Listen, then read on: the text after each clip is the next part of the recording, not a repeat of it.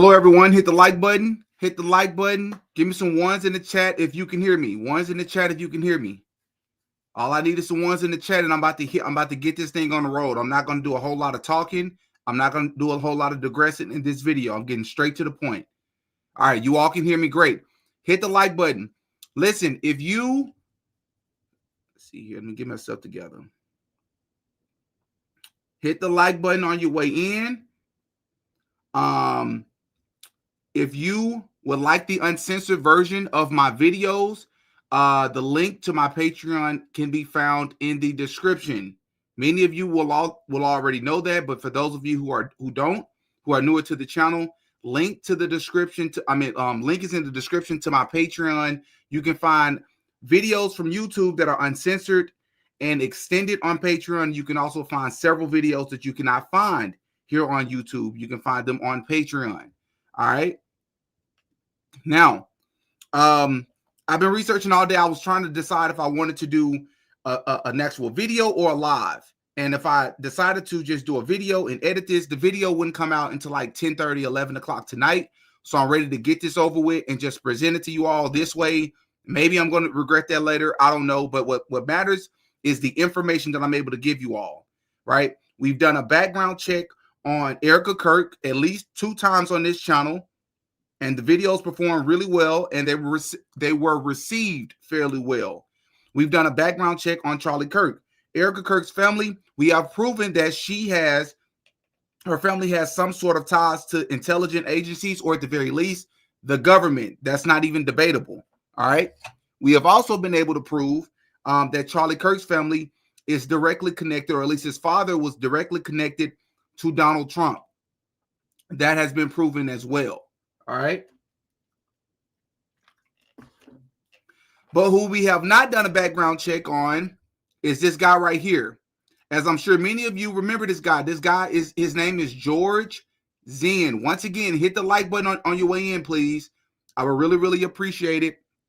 And as a reminder, follow me on Instagram and Twitter if you do not mind, so that I can have an additional way to contact and reach and connect with you all if something was to happen to my YouTube channel. I don't want to speak that into existence. We're going to exist for a long time and we're going to thrive, but I want to connect with you all on other platforms as well. All right. All right. Now, this guy right here, his name is George Zen. We have not done a background check on him, and I have been I've been researching this guy all day long, and I want to present to you all what I have. Let me make sure that I say it can mean nothing. It can mean absolutely nothing, or it can mean something. And at the very least, if we at least have the information, that's what matters most. That's what's most important, that we delve into this guy, George Zen, because his information is going to be very interesting. Very, very interesting, right? So without further ado, let's get into it.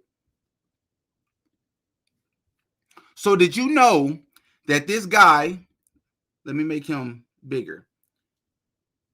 So this is the guy, right? For those of you who don't remember, was arrested at Charlie Kirk's, the day everything happened with Charlie Kirk. He was arrested. You can see him here stumbling. Everybody's running for cover, trying to figure out what happened, and he's coming downward towards where everything happened, and his pants is falling and stumbling over, right? And as you can see, someone is trying to help him. This is George Zen. This guy's background is extremely suspicious, and we're about to expose it in this video. Someone said at the beginning, do you mean the FBI, not the CIA? Absolutely not. I mean the CIA. I have the right word in the title of this video, CIA, not the FBI. One could argue that they're one and the same these days, but I mean the CIA. This guy, in my opinion, is a crisis actor, and this guy, in my opinion, is a decoy. I believe that he is a CIA asset, allegedly. Everything I say in this video is alleged.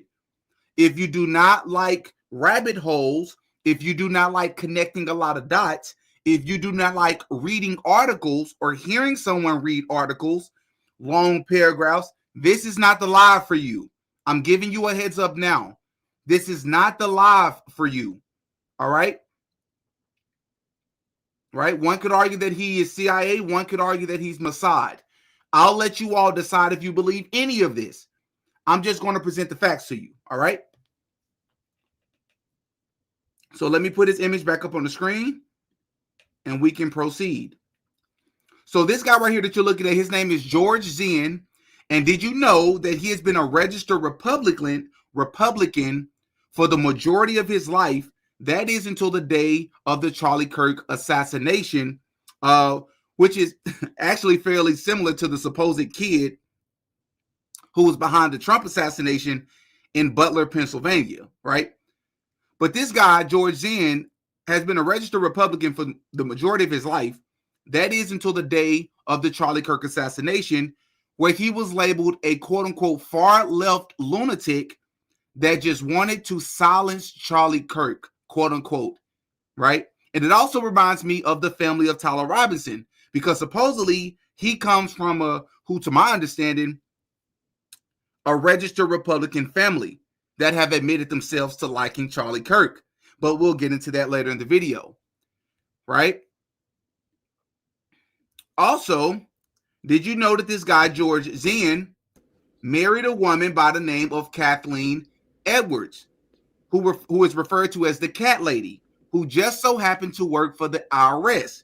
Strictly so he'd be, and he said, and we'll get into this, he has said on public record that he married this woman who just so happened to work for the IRS, strictly so he'd be able to have somewhere to live as he traveled the country, right? So there is, let me pull it up first. I'm trying to be as efficient as I can in this episode. So there's a podcast. Let me pause this. So there's a podcast named Stokes and Folks with a now deleted episode, right, titled Season 4, Episode 1, Special Edition Interview with George Zen, Utah's most famous political celebrity, that aired in March of 2023. All right. In this episode, George made several interesting claims, right? And I was able to verify many of the things that he said in this episode. Some things not so much, but I want to talk about the things that I was able to connect some dots with. All right. In this episode, from the transcript, because the episode has since been deleted. All right. He claimed that he grew up Mormon. He primarily worked at a thrift shop for the Mormon or the LDS church called Deseret Industries, right? Deseret Industries, which is a thrift shop. He didn't work anything important, which makes his entire story that much more suspicious. While he was in college in Utah studying psychology, he went to Virginia to complete one of his missions. You know, Mormons go on missions for the church, which just so happened to be less than 100 miles from the CIA headquarters. And I'm going to tell you all why this raises a lot of red flags. All right. Because we have already discussed and proven on this channel that Mormonism is rooted in Freemasonry in just about every facet down to its inception. The leaders, their beliefs, their practices, and even the founder, whose name is Joseph Smith, himself was a Freemason. We talked about this yesterday. There's no debating that. Freemasonry beliefs and traditions is literally tied into Mormonism and their practices. All right. And it's also important to note that Utah has also been the central location of Mormonism since 1847, after their Freemason founder, Joseph Smith, that I just got finished speaking about, was unalived in 1844. All right. Also in this episode, in this podcast episode, this guy named George Zen claimed that he attended the national convention for Barack Obama, Donald Trump, said that he personally knew Henry Kissinger, who was the United States Secretary of State and the National Security advisor from 1969 to 1977, which included assisting in overseeing the United States foreign policy in the 70s. George Zen, also in this episode, claimed to have met Al Gore, who was the vice president directly under Clinton from 1993 to 2001. Right? Now I want to read an article that will speak a little bit into something I found to be interesting.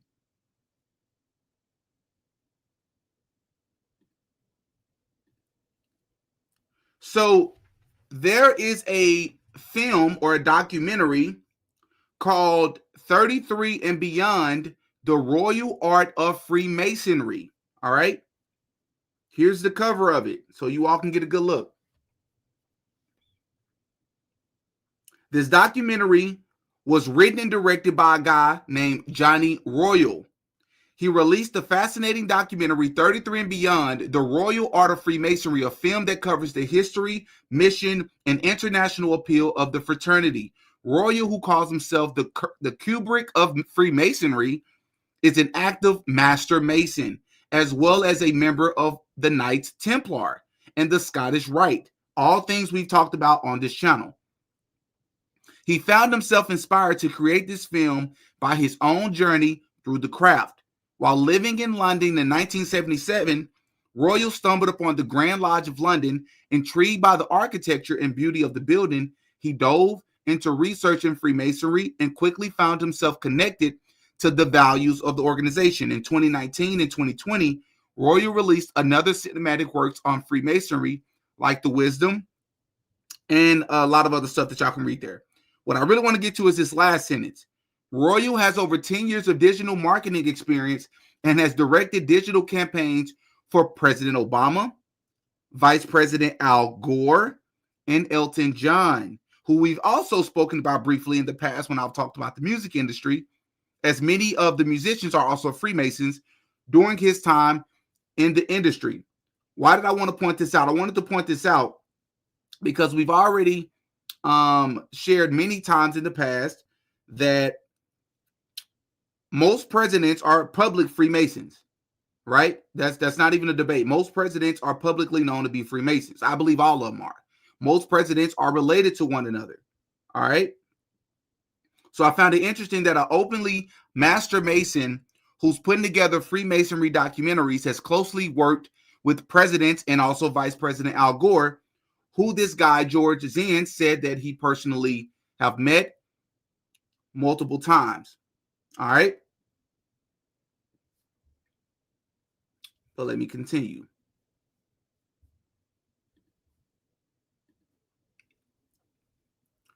Al Gore is also the person, for those of you who don't know, hold on one sec.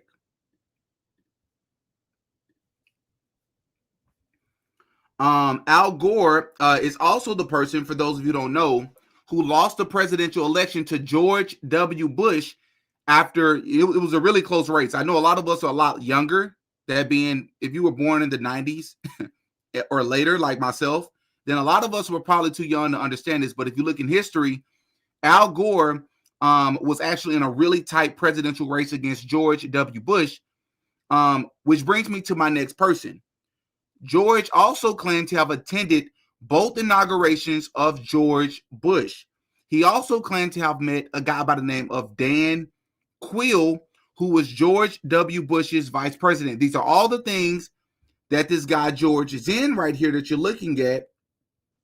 These are all things that he stated in this podcast right here, right? He also claimed to have not only attended Ronald Reagan's funeral, but he also claimed to have personally known him, but he also claimed that he also was able to get past the Secret Service and attend Ronald Reagan's funeral. He was able to get past Secret Service and he was able to attend a president's funeral. This is what this man stated in this podcast. Now, as many of you know, George Bush is a member of the Skull and Bones, right? We've talked about this before. So this person that George Zen has admitted himself to knowing, this president was a member of the Skull and Bones, which we discussed on this channel. George Bush's father, George H.W. Bush, obviously former president as well, is to my knowledge, the only president in the history of presidents that directly ran the CIA prior to becoming president. He was also George H.W. Bush. Maybe I can bring up his photo to help.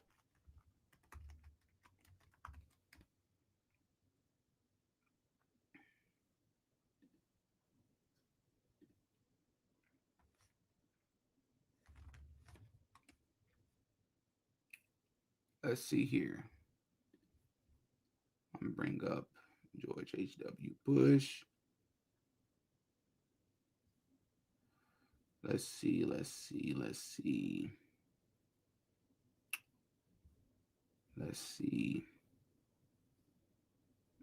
Something got to go if I get rid of this. So I'm just going to share screen. So as many of you know, George H.W. Bush, he was actually the director of intelligence, right? From January 1976 to January 1977. And he is also the confirmed, hold on, let me find, I'm pretty sure he has a picture. There it is. As a reminder, all of these people are related to each other. All of these people are related to each other, right? So once again, George H.W. Bush was the director of Central Intelligence from January 1976 to January of 1977, right? Under President Gerald Ford. I want to show you all another interesting article because once again, a lot of us were too young to know this. But there's something that I think we should talk about when it comes to George H.W. Bush and the CIA. So let's see here. See if I can get that pulled up.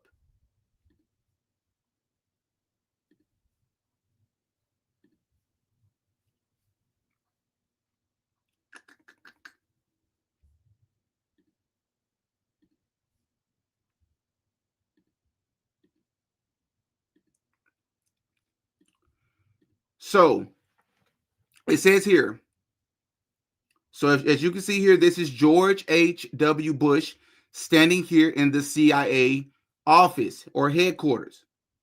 CIA helped Bush Sr. in oil venture. Bush has long denied allegations that he had connections to the intelligence community prior to 1976 when he became CIA director under President Gerald Ford. At the time, he described his appointment as a quote-unquote real shocker. But this article is about to prove otherwise. But the freshly uncovered memos, and by the way, everybody, these are memos I'm going to show you after the fact. They're going to be a bit blurry, but you can find them on the Washington Post. And if you know anything about the Washington Post, you have to be a member in order to see the information on their site. So I was able to get it from Google, but it's a bit blurry. But I will show them to you, right? But the freshly uncovered memos contend that Bush maintained a close personal and business relationship for decades with a CIA staff employee who, according to those CIA documents, was instrumental in the establishment of Bush's oil venture, Zapata, in the early 1950s, who would later accompany Bush to Vietnam as a cleared and winning commercial asset of the agency. According to a CIA internal memo dated November 29th, 1975, Bush's original oil company, Zapata Petroleum, began in 1953 through joint efforts with Thomas J. Devine, a CIA staffer, right? Let's see if we can scroll down here to the juicy stuff.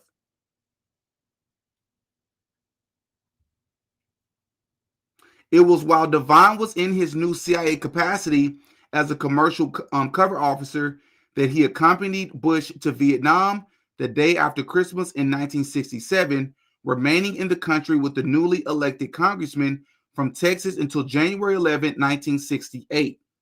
While the elder Bush was in Vietnam with Devine, George W. Bush, so his son, was making contact with representatives of the Texas Air National Guard using his father's connections to join up with an elite Houston-based Guard unit, thus avoiding overseas combat service, an award that the Bushes strongly supported. The new revelation about George H.W. Bush's CIA friend and fellow Zapata offshore board member will surely fuel further speculation that Bush himself had his own associations with the agency.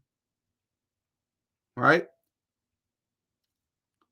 Previously disclosed FBI files include a memo from Bureau Director J. Edgar Hoover noting that this organization had given a briefing to two men in the intelligence community on November 23rd, 1963.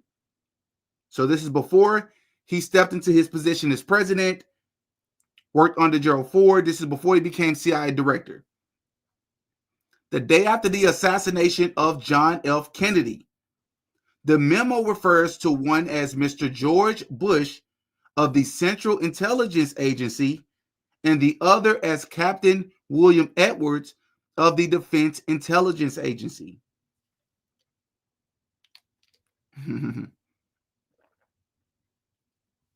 It says when Nation magazine contributor Joseph McBride first uncovered this document in 1988, so this is like 15 years later, George H.W. Bush, who was then vice president and trying to become president, insisted through a spokesman that he was not the man mentioned in the memo. I was in Houston, Texas at the time and involved in the independent oil drilling business, and I was running for the Senate in late 63. I don't have any idea of what he's talking about. The spokesman added, must be another George Bush. When McBride approached the CIA at the time, it initially invoked a policy of neither admitting nor denying anyone's involvement with the agency, but it soon took the unusual step of asserting that the correct individual was a George William Bush, a one-time Virginia staffer whom the agency claimed it could no longer locate. But that George Bush, discovered in his office in the Social Security Administration by McBride, noted that he was a low-ranked coast and landing beach analyst and that he most certainly never received such an FBI briefing.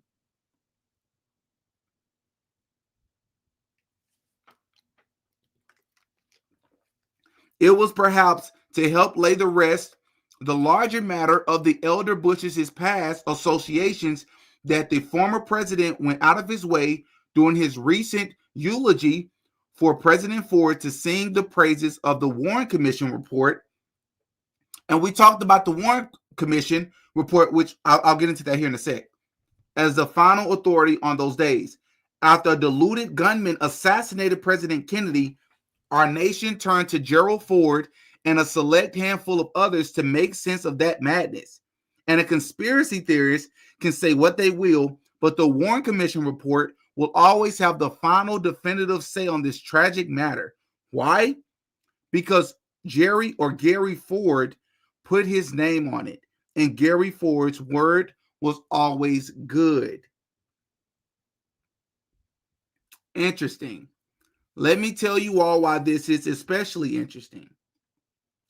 Because if you remember, if you've seen my Martin Luther King documentary, I have proven that the people who ran the Warren Commission, which was a former judge during the time that President Kennedy was assassinated. And we all know the reason why President Kennedy was assassinated. The Warren Commission was a 33rd degree Freemason. That's public information. Not only that, but that the person that was brought in to be the Warren Commissioner, to run the Warren Commission, and also the vice president who was under John F. Kennedy at the time, both were super pro-Israel after John F. Kennedy was assassinated. Why is any of this relevant? Because remember, right before Charlie Kirk was assassinated, it has been reported by several credible sources that he was, how should I put this? He was not as pro-Israel as he once was. Right? He was not as pro as he once was. And if you remember the paragraph that I just read, they accused the person that assassinated John F. Kennedy as a lone shooter, which is the same narrative that they're doing for Charlie Kirk. All right. But let's continue.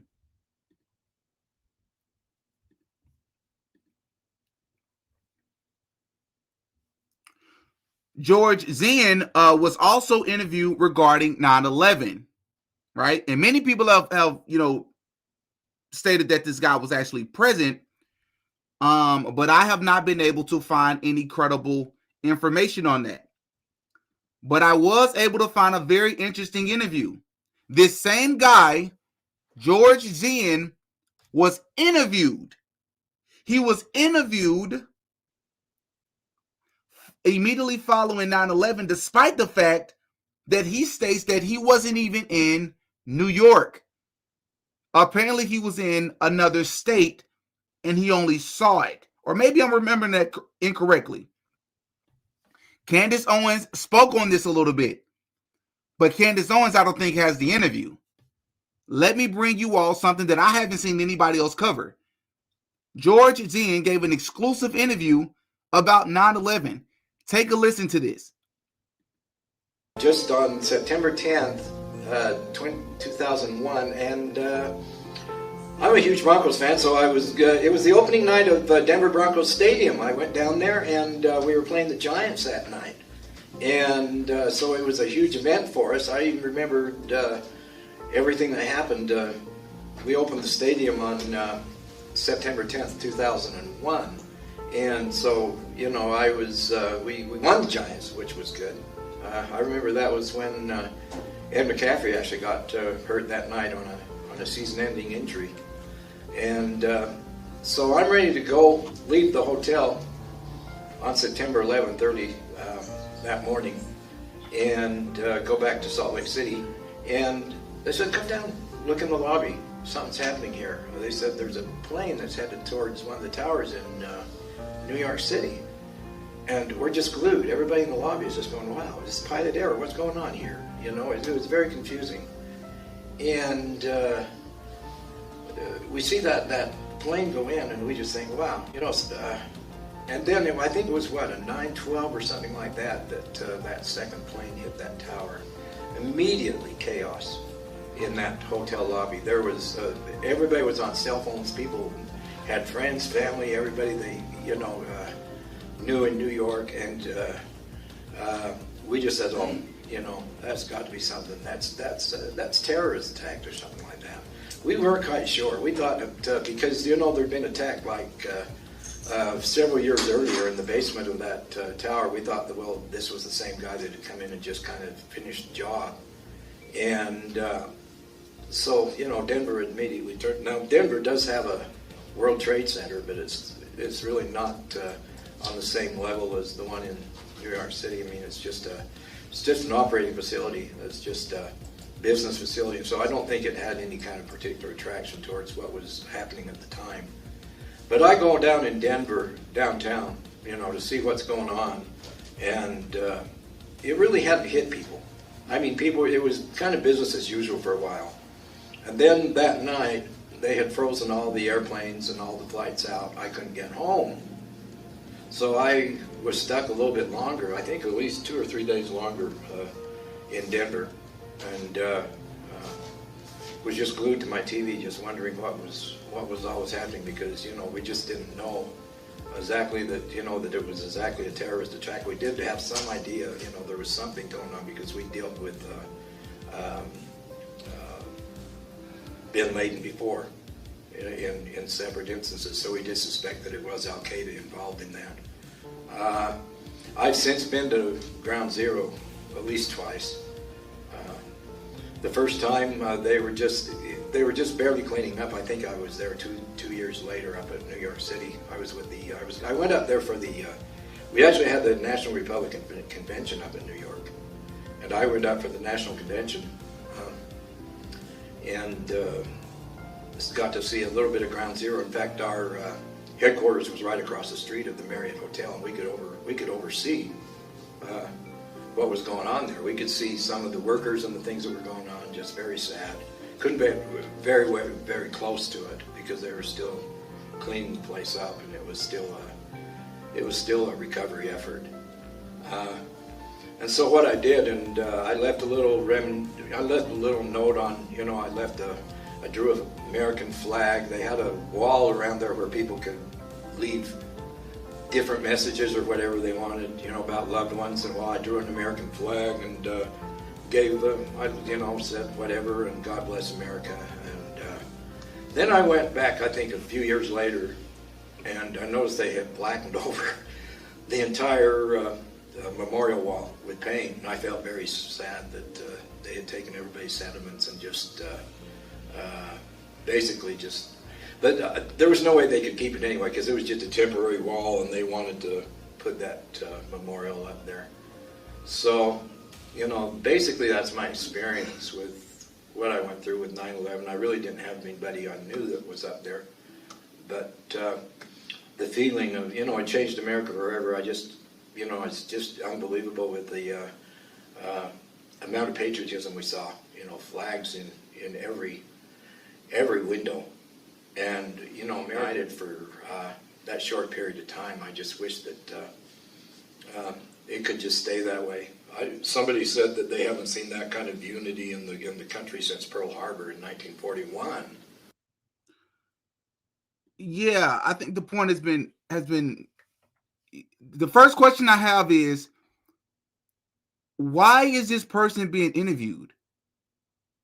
What makes this person so important that they're getting an exclusive official interview about 9/11?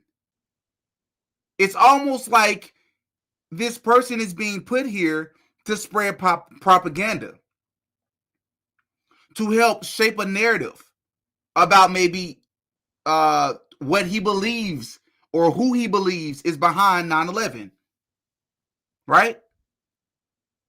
What makes this person so important that he gets an exclusive interview, especially considering the fact he wasn't even in New York? It reminds me of what Candace Owens stated about this random family who was interviewed immediately after Charlie Kirk was quote unquote assassinated. Because no one knows why they contacted this family. This family has not been able to prove that they actually saw what happened. It just didn't seem real. After that, we went like behind where Charlie Kirk was, and then we were meeting up at the tennis courts and trying to find everyone and get everyone together. And Charlie Kirk was such a good guy. I'm gonna miss him so much. I've always watched all of his videos, and I can't imagine what you all America's went through. gonna miss Charlie Kirk. Right. So, for those of you who follow follow Candace podcast at least close enough, whether you watch every episode or not, you will know that Candace Owens followed up and reached out to this family, and they have failed to have been able to provide First and foremost, she said, how did you all get, what made them ask you all? It turns out that this family is actually tied to powerful, or these three individuals, or this woman here with these children is tied to powerful politicians in Utah. She's linked to and connected to powerful people. I believe her mother or someone is like a high-ranking political member and tied to other political members that is helping investigate the Charlie Kirk tragedy. They just so happen to be tied to them. Why were you all selected out of everybody else, all those college students? Why did you all get the interview? Well, it reminds me of this guy. You know, why would a guy like this get interviewed about 9/11? He wasn't in New York, and he just so happened to also be at the Charlie Kirk situation. I believe that this person is ethnically Jewish and obviously religiously Mormon. I believe his mom, I forget which is it. Yeah. I don't know if you all know this, but this guy is also was also charged for terroristic threats in the Utah bombing. Let me pull this up.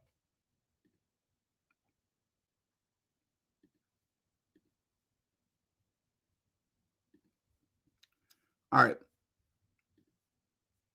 It says here, Utah man arrested for making bomb threat to marathon. George Zen's idea of a joke has resulted in his arrest on second-degree felony charges of making terroristic threats. As Salt Lake City's ABC affiliate reports, police say that Zen emailed to race organizers a request to leave bombs at the finish of the Salt Lake City Marathon, which was run on April 20th. A neighbor told the TV station that the day before his arrest, Zen described the emails as a joke.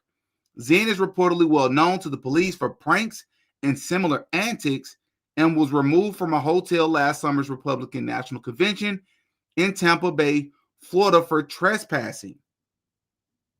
So here's another major incident this person was involved in, right?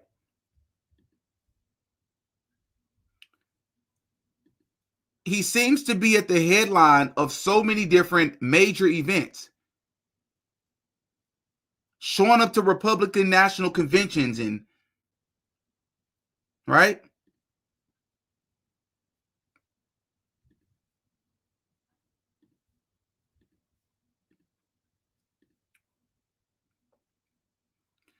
Well, I'm going to give you all something that you probably have not heard about. Please hit that like button on your way in. Please, please, please hit the like button. I would really appreciate it. Hit the like button on your way in. I am ready to blow you all's mind, or at least it blew my mind because it was odd. A lot of people are going to just say this guy's a kook.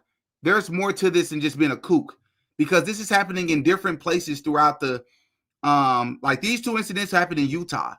But the situation I'm about to tell you wasn't in Utah. Did you all know that this guy right here, who was interviewed about 9/11, this guy right here, who's a part of the Charlie Kirk debacle, remember, he jumped up and said, I did it, shoot me now. Why would you jump up and say, I did it, shoot me now? And then when they arrest you, you say, I was trying to help the shooter or the real shooter get away. Why would you do that? Don't tell me this is just a crazy. This is orchestrated. This is high-level orchestration. This is not just a loony person. I don't know too many not so bright people that is doing these things in different states throughout the country. What's going on here? Did you all know that this person was actually present before I said I'm going to show it to you?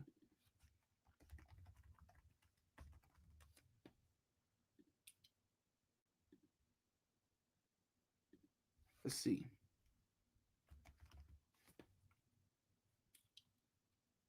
Did you all know that this person was present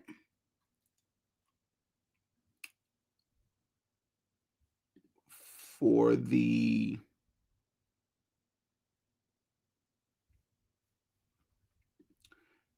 I'm just going to share it. Did you all know that this person was present for the Kobe Bryant trial? I'm sure we all remember this. Kobe Bryant and the essay case that was dropped, and it's on New York Times, so we can't watch it. But I'm sure we all remember this. Right? Ugliness of Kobe case is breathtaking. How many of you all remember this? When the whole Kobe Bryant situation happened.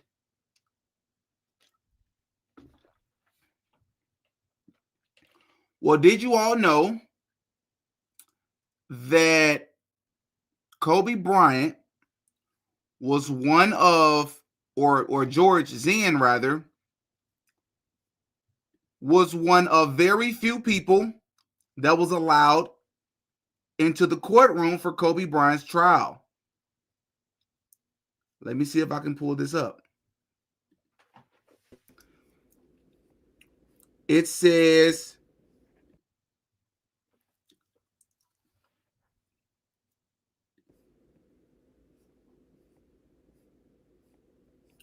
hold on one sec.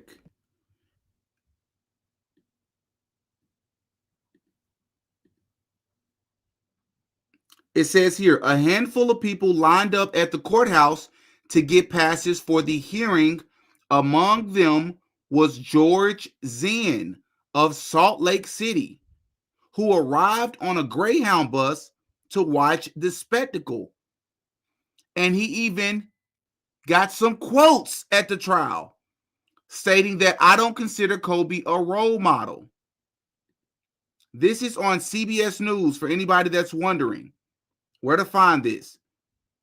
It's titled, Kobe Proceeds with Hearing.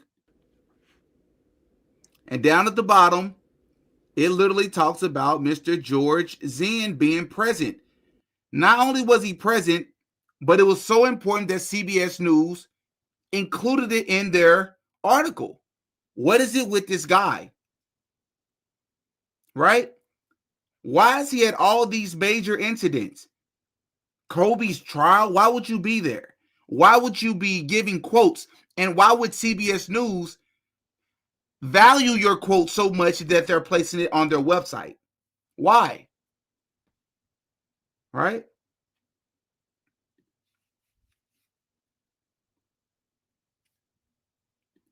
It's also important to note that, oh yeah, I never showed you all the memos. I'm sorry.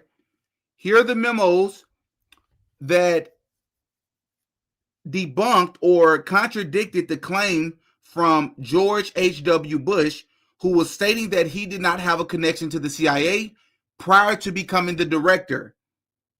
He was trying to convince people that it came as a shocker to him. He was lying. The dude was lying. Why is this important? Because his son, who is a Skull and Bones member, is someone that George Zen talked about in this now deleted podcast episode, right? This podcast episode right here called Special Edition Interview with George Zen, Utah's most famous political celebrity. He stated that he has met the Bushes, right? Well, here's the memo that came out about 15 years after the fact when George H.W. Bush was running for president that debunked it based on what J. Edgar Hoover maybe accidentally released and didn't know he wasn't supposed to. And then George H.W. Bush claimed that the person that J. Edgar Hoover was referring to as the director of the CIA at the time was a different George H. Bush. Do you think we're stupid, dumb, or slow? Right? These memos debunked it. Again, it's not the most clear quality. You're going to have to go to New York Times to be able to see this, but you can find it on New York Times. Right? So these are the people that George Zen admitted himself that he was meeting with. He's based out of Utah, which is less than 100 miles, or Virginia. He did his mission in Virginia, which is less than 100 miles from the CIA headquarters. He's stationed and originally from Utah, where it is public information. I don't know if you all know this, that Mormons, did you know that Mormons are targeted by the CIA? I'm going to prove it. It says here, the controversial former FBI director J. Edgar Hoover is said to have preferred Latter-day Saints and other religiously affiliated recruits during his near half-century tenure over the agency. In my career, veteran agents who worked under the Hoover era would talk about those days, right? And it says down here, some mentioned that they heard Hoover's belief that Mormons, Jesuit Catholics, and former military were good hires based on their backgrounds. Based on their backgrounds. It says here, in 1971, a Ramparts magazine article claimed that Latter-day Saints provided both the CIA and FBI with some of their best men. A 1981 Associated Press news story reported. But let's continue. Historical context and reputation. News outlets like the Washington Post and Salt Lake Tribune have reported on this phenomenon, noting that LDS culture produces qualities that are valued in the CIA, FBI, NSA, and military intelligence. Utah has been described as the pipeline for federal agencies because BYU has strong language programs and a large LDS student body with missionary experience. Did you hear that? With missionary experience. Boom. And I want to further drive home the point that this guy, George Zen, just seemed to be in the cahoots with other powerful people. The Salt Lake Tribune says George Zen is a Republican supporter. So once again, he's so important that they're writing entire articles about him. Right? This is much older. George Zen is a Republican supporter who has never held a position in the party, has no visible means of support, wears faded jeans, work shirts, and tennis shoes to the fancy events, but always mysteriously shows up to anything the Utah Republican Party is involved with, including the national conventions, although nobody knows how he manages to get there.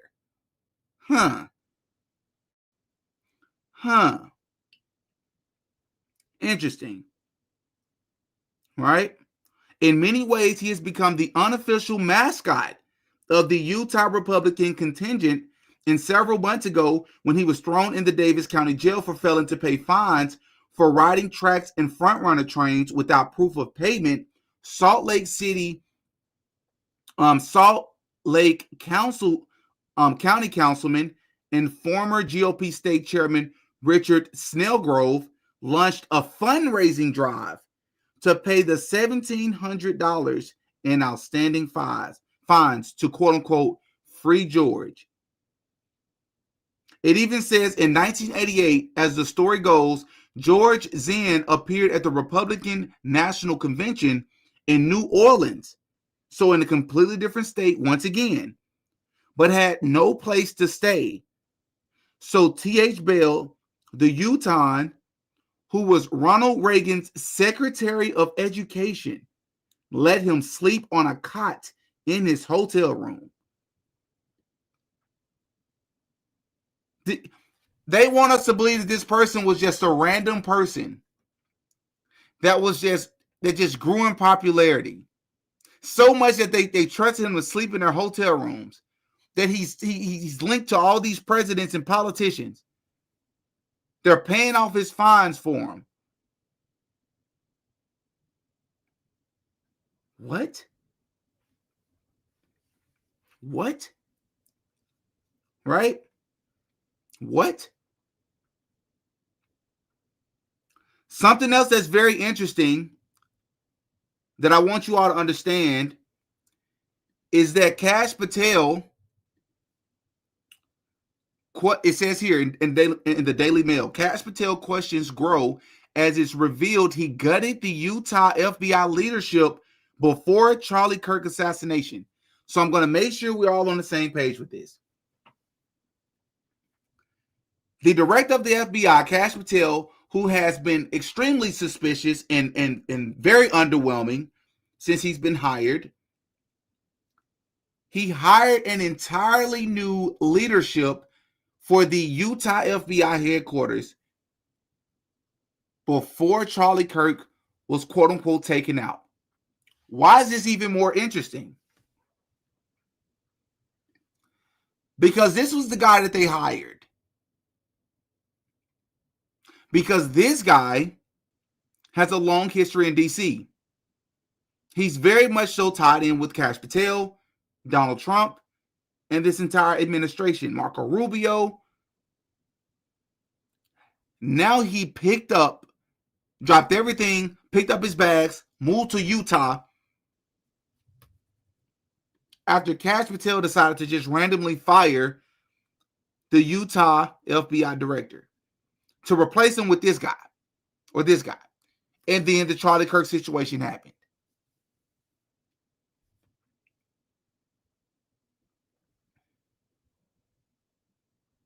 Interesting. Very interesting.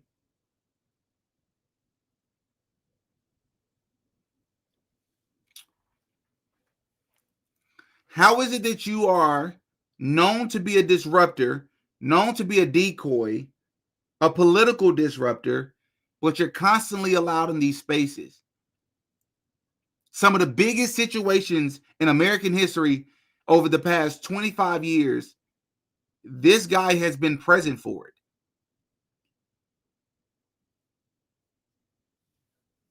Again, it can mean nothing. It can mean everything. It can mean something. Right?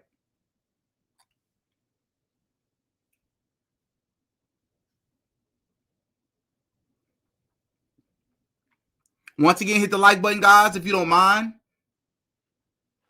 Hit the like button. All right, let me get to some super chats. Let me put this guy back up on the screen. Let me get to some super chats.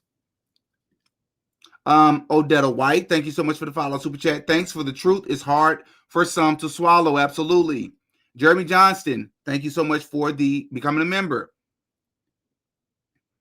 The Out of Pocket Variety Show. Once again, good to see you, man.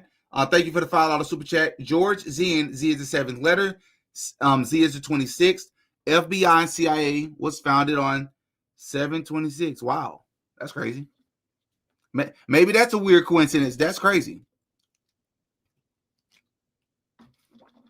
George Zen's full name is apparently George Hogsden Zen. To my understanding, I believe Zen is the Jewish part of his name. Right?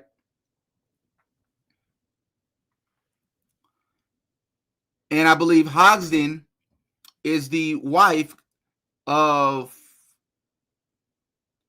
the woman his father married maybe the second time, if I remember correctly. Maybe the first time. But I believe his full name is George Hogsden Zen. Now I want to tell you all, Elaine, thank you so much for becoming a member for a month. Appreciate that. WD40, thank you so much for the $5 super sticker. It means a lot. Now, before I end this live, let me tell you all why I believe that they're doing this. We've talked about the Hegelian dialectic before on this channel. This is the most important part of this video. Please hit the like button. Please hit the like button. Let me see if I have this image. So, where you at?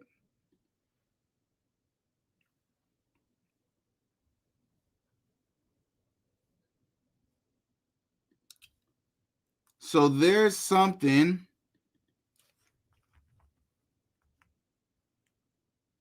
Strategy of attention. Let's see.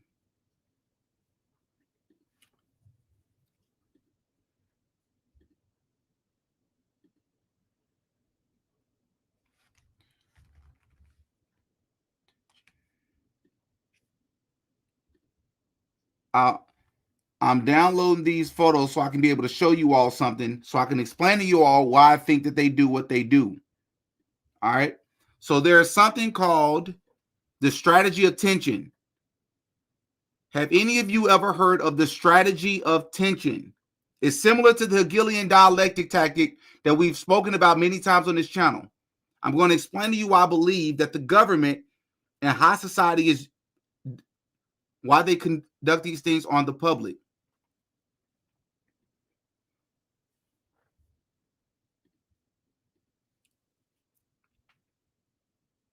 So there's something called the strategy tension. All right. Let me see.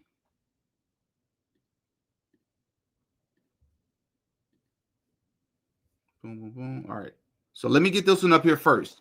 So the strategy of tension, for those of you who don't know, is usually associated with a guy by the name of Licio Gelli. All right. Who was an Italian financier, similar to what they said about, Jeffrey Epstein. And he was the head of the secretive Masonic Lodge Propaganda Do, or it's called P2 for short. All right. The strategy of tension refers to using fear, chaos, and violence, often through terrorism and political manipulation, to destabilize society and push people towards accepting authoritarian solutions, very similar to the Hegelian dialectic. Does that sound familiar? And the idea, just so we're on the same page, is that they will manufacture crises, similar to the Charlie Kirk situation, to make citizens more willing to give up freedoms in exchange for quote-unquote order and quote-unquote security, right? Something that was done several times in history, including in Italy, where this guy was stationed, right? Once again, his name is Licio Gelli, Licio Gelli. I may be butchering the pronunciation of his name, but that's how you spell it. And if you'd like me to cover this, I just need you to comment strategy of tension. Wait till the video end, though, because I won't be able to see live comments once this live is ended. So once the video has ended here in a second, if you would like for me to do a full video covering strategy of tension, which is very similar to the Hegelian dialectic tactic, right? They manufacture these crises so that they can then basically fearmonger the people so that you can almost consent to your own rights being taken away from you. All right? If you want to see me do a full video on this, please wait till the live ends and then comment the word strategy of tension. Strategy of tension. And I'll do it. If 150 of you comment that, then I will do that. But this is a common tactic used in Italy. It's been used in the US, Germany, but definitely in Italy.